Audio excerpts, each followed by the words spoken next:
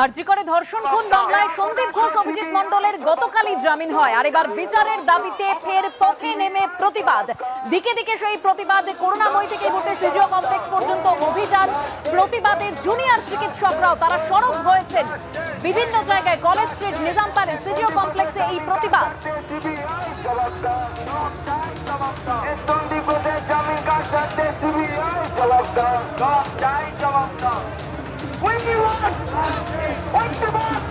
সরাসরি চলে যাবো, আমাদের দুই প্রতিনিধি আমাদের সঙ্গে রয়েছেন। একদিকে সন্দীপ সরকার, অন্যদিকে ঝিলম করঞ্জাই। প্রথমেই সন্দীপ।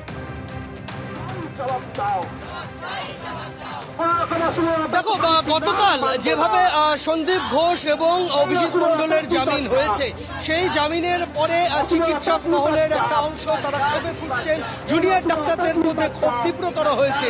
তাই সিজিও কমপ্লেক্স অভিযান, এবং অভিযানে এই ধরনেরই কিন্তু আমরা দেখতে পাচ্ছি স্লোগান।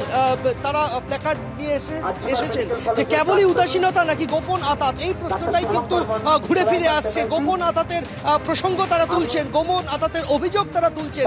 সিজিও কমপ্লেক্সে এই মুহূর্তে জুনিয়র ডাক্তার ফ্রন্ট এবং চিকিৎসক সংগঠন, নার্সদের সংগঠনের প্রতিনিধিরা তারা গিয়েছেন, তারা স্মারকলিপি দিতে গিয়েছেন। তুমি দেখতে পাবে যে এই মুহূর্তে সিজিও কমপ্লেক্সের বাইরে বাকিরা কিন্তু জমায়েত হয়ে রয়েছেন। পুলিশ মোতায়েন করা হয়েছে সিজিও কমপ্লেক্সের বাইরে। আমার সঙ্গে রয়েছেন ভাস্বতী মুখোপাধ্যায়, নার্সেস ইউনিটি, নার্সদের সংগঠনের প্রতিনিধি। আপনারা, আপনাদের প্রতিনিধিও ভেতরে গিয়েছেন। আপনারা স্মারকলিপি দেওয়ার মাধ্যমে সিবিআই এর কাছে কি বার্তা দিতে চাইছেন? আমরা এই সিবিআইকে আগেও মিট করেছি।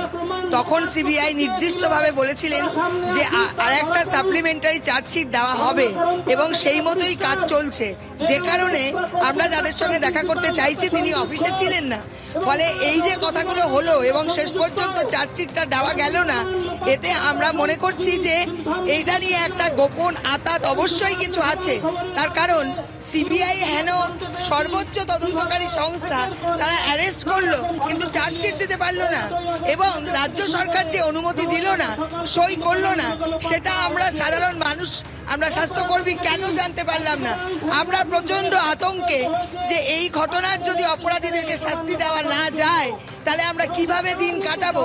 পশ্চিমবঙ্গের এমন অনেক জায়গা আছে যেখানে আমাদের নার্সরা নাইট ডিউটি করে, শুধু নার্স থাকে, সেখানে আর কোনো স্বাস্থ্যকর্মী থাকে না।